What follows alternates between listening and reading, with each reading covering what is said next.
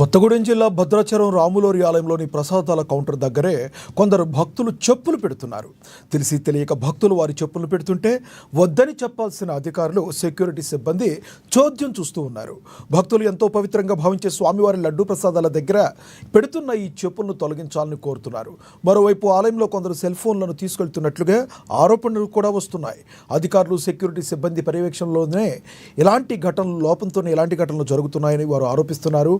పలువురు భక్తులు అధికారులు స్పందించి ఇలాంటి ఘటనలు జరగకుండా చర్యలు తీసుకోవాలని డిమాండ్ చేస్తున్నారు.